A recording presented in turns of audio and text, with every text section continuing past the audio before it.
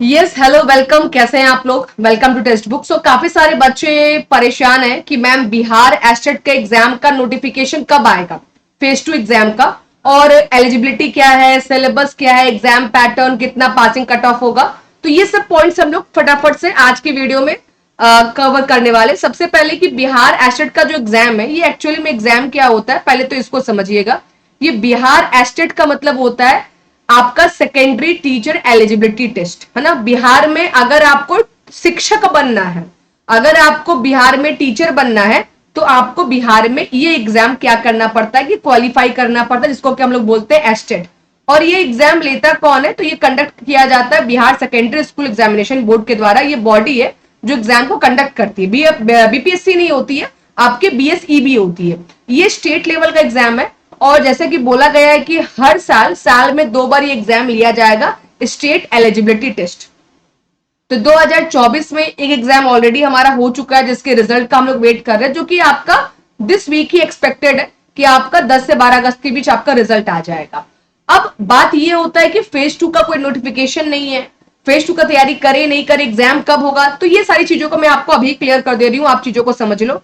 ठीक है, ये एग्जाम जो होता है ना एस्टेट का, यानी कि बिहार एस्टेट इसको हम लोग बोलते हैं, ये एग्जाम आपका ऑनलाइन मोड में होता है।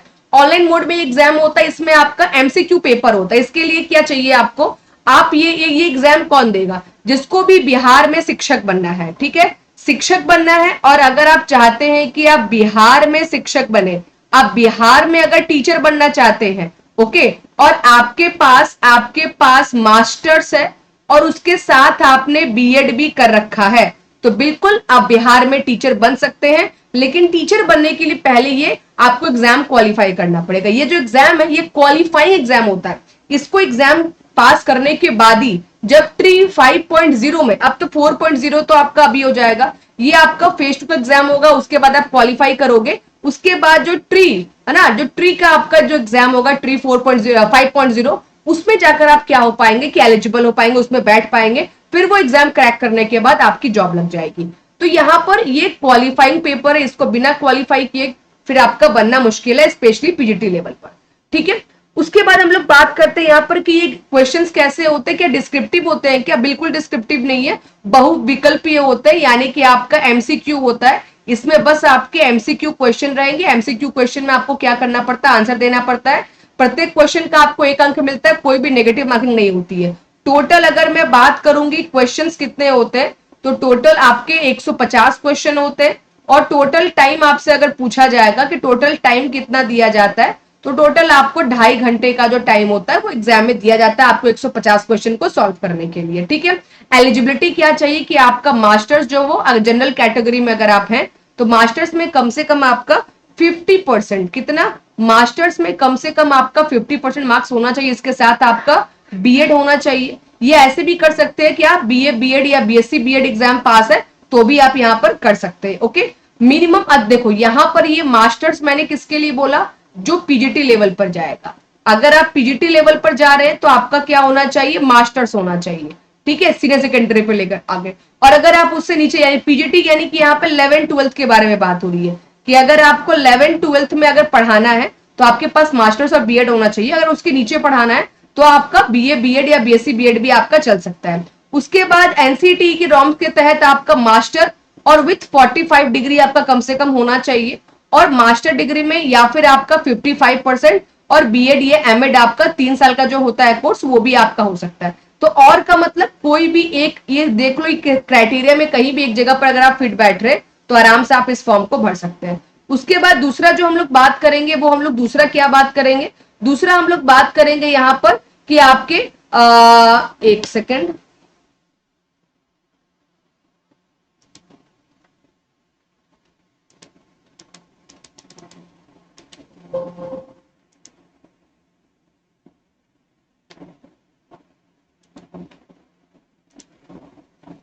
यस।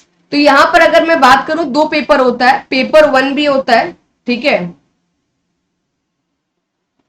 इसका पेपर 1 भी होता है और पेपर 2 भी होता है। पेपर 1 में अगर देखोगे तो वहां भी 150 क्वेश्चन है, पेपर 2 में भी 150 क्वेश्चन है।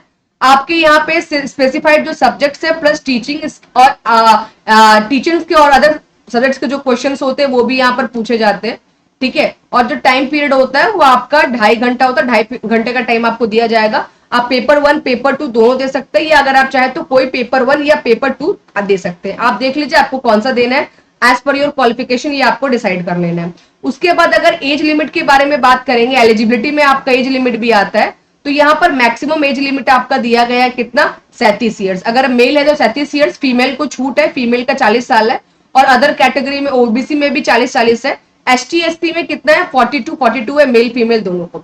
और ये ईयर जो है, ये एज जो है, ये याद रखिएगा, जब 1/8/2024, ये 1/8/2024 तक आपकी न्यूनतम एज जो है ये होनी चाहिए। ये सब मैं आपको कैसे बता रही हूँ, जो प्रीवियस ईयर का जो नोटिफिकेशन आया था उसके बेस पर सारी चीजें मैं आपको बता रही हूँ, ठीक है। पेपर 1 है आपका, यहाँ पे 9 to 10 और 11 to 12, ये दोनों के लिए आप एलिजिबल हो सकते हैं, ठीक है। 9 to 10 भी दे सकते हैं और 11 to 12 भी दे सकते हैं। ये साल में 2 बार होता है, आपको समझ में आएगी। और ये स्टेट टेबल के एग्जाम है। क्या मैम अदर स्टेट वाले यहाँ पर एलिजिबल है ना? क्या यहाँ पर जो अदर स्टेट है ना, अदर स्टेट वाले जो बच्चे हैं, क्या वो इस फॉर्म को भर सकते हैं? तो हाँ बिल्कुल, अभी तक तो यस। अगर अदर स्टेट वाले बच्चे भी हैं, वो भी बिहार में अगर शिक्षक बनना चाहते हैं, तो पहले उनको ये एस्टेट एग्जाम क्वालिफाई करना पड़ेगा, उसके बाद ही आप मेन एग्जाम में बैठ सकते हो। और कोई भी नेगेटिव मार्किंग नहीं है, इस बात को याद रखना। कोई भी नोटिफिकेशन अगर आपका आएगा तो ये बीएसईबी आपके जो साइट है गवर्नमेंट का, उसी साइट पर आपको सारे नोटिफिकेशंस मिल जाएंगे। अब यहाँ पर देख लेते हैं क्वालिफाइंग पेपर की क्वालिफाइंग मार्क्स कितना बन जाता है। तो क्वालिफाइंग मार्क्स आपको यहाँ पर बन जाता है। मैं सिलेबस कहाँ से डाउनलोड कर सकते हो, सिलेबस कैसे देख सकते हो, वो भी आपको मैं बता दूंगी। आपका जो क्वालिफाइंग है, ये क्वालिफाइंग एग्जाम है, इसमें आपको बहुत ज्यादा नहीं, आपको पहले से टारगेट सेट कर दिया गया है कि जितना भी आपका मार्क्स है, जैसे कि आपका 150 मार्क्स का पेपर होता है, तो 150 में आपको कम से कम जनरल कैटेगरी को 50% मार्क्स लाने पड़ेंगे, यानी 75% मार्क्स, तब आप एग्जाम क्वालिफाई करोगे। बीसी के लिए 45.5%, ओबीसी के लिए 42.5%, एसटी एससी पीडब्ल्यूडी और वुमेन्स, ये वुमेन्स कौन सी वुमेन्स है, जो बिहार की वुमेन्स है, ठीक है। बिहार की वुमेन्स के लिए जो रखा गया है वो कितना रखा गया है आपका 40%, यानी 60 मार्क्स। बिहार की बाहर की कोई अगर महिला आके बिहार में फॉर्म भर रही है तो वो जनरल कैटेगरी में फाइट करेगी, यानी कि उसको 50% मार्क्स लाने होंगे। ये जो रिजर्वेशन होता है हमेशा जो उस स्टेट के बच्चे होते हैं उन्हीं को ये दिया जाता है, ठीक है। हिंदी में भी देख लीजिए, सामान्य, पिछड़ा वर्ग, अत्यंत पिछड़ा, अनुसूचित, दिव्यांग और महिला, ठीक है। ये आपका कंप्लीट जो है, ये कंप्लीट आपका पास होने के लिए, क्वालिफाई करने के लिए इतने मार्क्स कम से कम आपको चाहिए, यानी ये मार्क्स आपको टारगेट करके चलना पड़ेगा। स्क्रीनशॉट ले लेना, आप लोग जब तैयारी करोगे तो इतने मार्क्स आपके आ रहे हैं कि नहीं मॉक में, ये आपको यहाँ पर देखना पड़ेगा। उसके बाद हम लोग आगे चलते हैं। अब बात कर लेते हैं एग्जाम सेंटर का, कि आपका एग्जाम कहां पर होगा। तो ये आपका एग्जाम जो होगा बिहार में होगा, ठीक है। आपका एग्जाम कहां पर होगा, तो आपका एग्जाम जो है ये बिहार में ही होगा, क्योंकि ये स्टेट लेवल का एग्जाम है। तो अगर आप दूसरे स्टेट के भी बच्चे हैं तो आपको एग्जाम में ही आके, बिहार में ही आके एग्जाम देना पड़ेगा। और दूसरी बात कि कल को अगर आपकी जॉब लगती है तो आप बिहार में ही आपकी पोस्टिंग हुई होगी। तो जो भी बिहार के बाहर जो अगर फॉर्म भरेंगे तो वो देख लीजिएगा कि बिहार में अगर आप नौकरी कर सकते हैं और करना चाहते हैं तो ही आप यहाँ पर फॉर्म अप्लाई कीजिएगा। अगर आपको लग रहा है कि नहीं हम बिहार में जाके जॉब नहीं कर पाएंगे, पेरेंट्स अलाउ नहीं करेंगे, घर वाले अलाउ नहीं करेंगे, बहुत सी महिलाओं का होता है दिक्कत, तो फिर यहाँ पर आप देख लीजिए आपको क्या करना है। जो बिहार की महिलाएं हैं उनके लिए तो बहुत बड़ी अपॉर्चुनिटीज है, उनको तो बिल्कुल करना चाहिए। और अगर ये सब तैयारी करने में, सिलेबस अभी आपको दिखा देती हूँ, अगर आपको लग रहा है हाँ अब एग्जाम कब होगा इसका, तो एग्जाम जो अभी तक जो ऑफिशियल जो दिया गया है वो दिया गया है सितंबर ऑफिशियल डेट जो है ये आपका बहुत पहले ही डेट दे दिया गया था कि 25-30 सितंबर के आसपास एग्जाम होगा। आज अगस्त हो गया है, 6 अगस्त हो गया है और अभी तक कोई भी नोटिफिकेशन नहीं है फेज 2 के बारे में। अब ये डेट सितंबर ही रहेगा या उससे आगे बढ़ेगा, लेकिन हाँ बहुत ज्यादा आगे नहीं बढ़ेगा। बिहार पूरे मोड में है, फुल ऑन मोड में है, ये पूरी तरह से आपका बैक टू बैक एग्जाम्स ले रहे हैं, ठीक है। तो सितंबर में भी एग्जाम हो सकता है और हो सकता है कि अक्टूबर जाए, उससे डिले ये एग्जाम आपका नहीं जाएगा। तो आपको माइंड सेटअप करके पढ़ाई शुरू कर देनी है।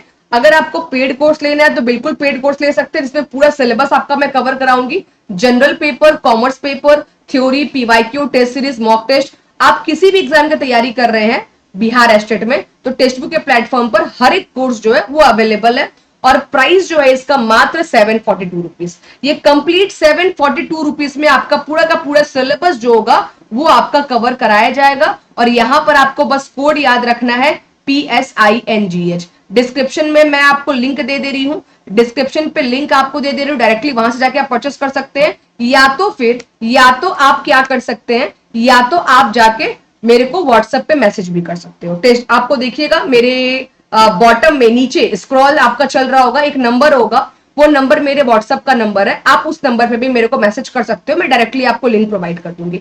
चलिएगा एक बार सिलेबस के बारे में बात कर लेते हैं कि मैम सिलेबस क्या है और सिलेबस कहाँ मिलेगा। मैं स्क्रीन शेयर कर रही हूँ, जरा आप लोग ध्यान दीजिएगा। देखो ये नोटिफिकेशन जो है ना, जो आपका आया था फेज 1 के लिए, वहीं से चीजें लेकर मैंने आपको विस्तार से सारी जानकारी दी है। जो आपका फेज 1 का ऑफिशियल नोटिफिकेशन है, ये मैं अपने टेलीग्राम पर आपको डाल भी दूंगी, आप यहां से लेकर आइडिया लगा सकते हैं। अब दूसरी बात जो हम लोग बात करेंगे ना, कि यहाँ पर कहां से आपको सिलेबस मिलेगा, जाके आप क्या कीजिएगा, सबसे पहले गूगल पे टाइप कीजिएगा बिहार एस्टेट सिलेबस। उसके बाद यहाँ पे टेक्स्ट बुक आएगा, टेक्स्ट बुक यहाँ पर ओपन कीजिएगा। टेक्स्ट बुक जब ओपन करेंगे तो थोड़ा सा नीचे जब आएंगे ना, टेक्स्ट बुक ओपन करने के बाद, तो यहाँ पर आपको सिलेबस का देखो लिंक दिख रहा होगा। तो नीचे आइएगा थोड़ा, जैसे कि मेरा कॉमर्स है, तो यहाँ पर देखो आपका हिंदी है, इंग्लिश है, दिख रहा है आप लोगों को स्क्रीन पर, सबका सिलेबस है। ठीक है, हिंदी है, इंग्लिश है, उर्दू है, बंगला है, भोजपुरी है। ठीक है, उसके बाद आपका यहाँ पर हम लोग क्या है, कॉमर्स भी है। तो कॉमर्स का कंप्लीट सिलेबस यहाँ पर अवेलेबल है। हम लोग जाकर क्या कर लेंगे, यहाँ पे ऐसे क्लिक करेंगे डाउनलोड में, और कॉमर्स के सिलेबस को डाउनलोड कर लेंगे।